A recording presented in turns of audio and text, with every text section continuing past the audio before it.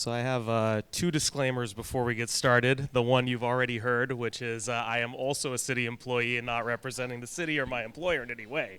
The other being that we did not coordinate at all, and I actually asked if Lisa wanted to take a look at what I was going to say, and she said no. And so it's funny to hear some of the same themes and being like, oh.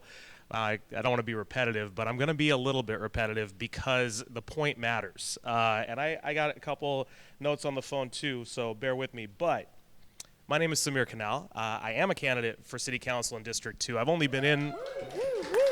Thank you.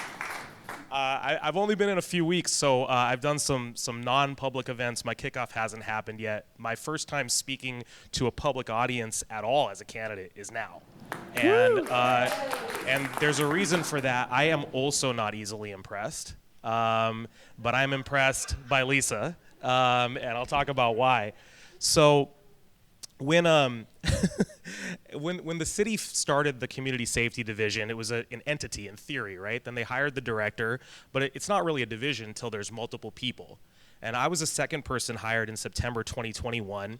I was hired to project manage the Police Accountability Commission for the city. And almost immediately after I got started, I started hearing about someone who was going to come in pretty soon afterwards. I feel like it was October 2021 when I'm told, here's someone coming and they have humanitarian experience. And that perked up my ears because of my experience working on international issues, which is not nearly to the degree of Lisa's, but still something that made me appreciate the approach. And the way of thinking that comes with that and the value that is given to human life by people who have that kind of experience. And the same way that it's not a division, it's not a group until there's people, it's not a team until there's people on the same level. And so my first colleague at the city was Lisa. And I remember she came in I think it was January 3rd or 3rd, 2022. I remember the week because there was this huge buildup of this amazing person, and that makes me skeptical. I don't know about you, but when you start hearing this, like, this movie is going to be great, right? It's the best restaurant you've ever been to, right? You're like looking for the fall to come, and I'm still looking. And so I do want to say that that I was really impressed from day one, because when they set up the community safety division, it had these 4 goals. The first one was to reduce the need for public safety response in the first place, preventative efforts. The second was to make sure that there were options, alternative community responses, in addition to traditional responses to public safety needs. The third one is to have a system that allocates who goes to each call so that the right responder goes to each one. And the fourth one was to align governance with values and consolidate some of the back-end functions, the business services type of things, across the public safety system. So we had the director and myself, and we had 6 people temporarily assigned, 8 of us working on that last goal, pretty much. And Lisa came in, and we gave her the middle 2 goals on day 1, to develop alternative responses and to help assign them when a 911 calls in to make sure the right people come in. And on day 1, right, going to run a lot of these programs and a lot of initiatives that are going to be really important. And these are important pieces of work, important areas of work, because we've all seen that sometimes the people that get sent to a call are not perfect for that exact situation and that exact need, right? And she was really running the show on that. And then almost immediately afterwards, it felt like, it was actually probably a couple months, we start hearing that the Office of Violence Prevention, Safe Blocks, and Rose City Self-Defense are coming over, and Lisa's leading that transition too. And that's really that first goal.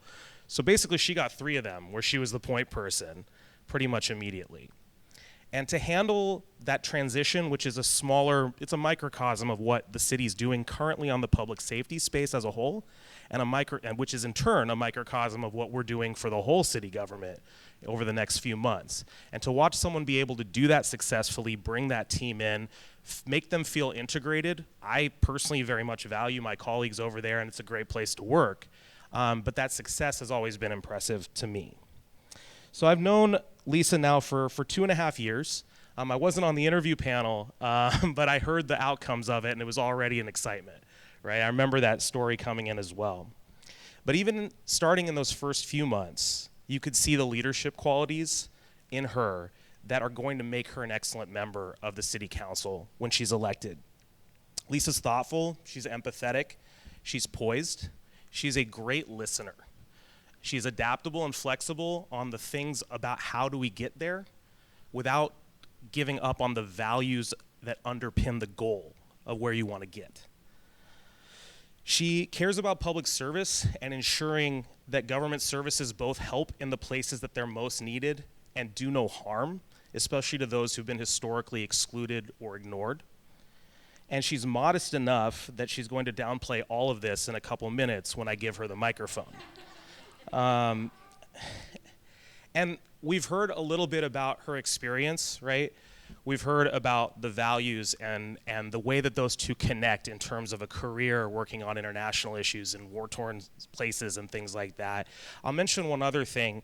I've never run for office before, neither has Lisa, but I've worked with candidates before, and I think a lot of you know that when you run, you start to get a little bit more attention than you do as a government employee or as a private person from special interests. But when you actually win, you have a lot more pressure. And it can call into question what you were there to do in the first place. And so the third pillar, beyond having the goals and the ability to get there, is the integrity necessary for people like you and I who are evaluating candidates in District 4 to know that this person is going to do what they said they're going to do and that you're getting what you signed up for, that the movie is as good as your friend said it was going to be, and that the thing that you see the picture of on the menu is not going to come and be this tiny little plate or worse, a big plate in a really small dish, right? And I'm here to tell you, from someone who's had it been built up to me, that when you get Lisa Freeman, you get what you signed up for. And I've always been impressed by her. I'm still a believer. And I'm really excited about getting a chance to see her succeed and hopefully get to work with her myself. Just one other thing. I don't know who's going to do the ask, so I'm just going to do it. Because someone's got to, and if two people do it, that's probably okay. At some point, someone's going to ask you to donate to Lisa because she's opted into the Small Donor Elections program, which can unlock matching funds from the city if 250 Portlanders donate to her, and she's well on her way. So what I'd like for you to do is, if you haven't, actually forget that, whether you've donated or not, don't make her have to ask. Make it so you can say, I already donated by the time she comes up here in about a minute, okay? That's what I'm going to ask you to do. It takes a few seconds to do it. These programs are really easy now, you don't have to write a check. And I'm not asking you to do anything that I haven't done. Before I ever intended to run for council, I maxed out to Lisa. So I want you to know that on day one, the first day we talked about it. And there's a reason for it. And it's, again, I believe in Lisa, and I hope you do too. Thanks. You want to do it? I'll introduce you. Thank you so much, Sameer. Almost had me in tears over there. I was looking at Lisa like, dang, am I the only one?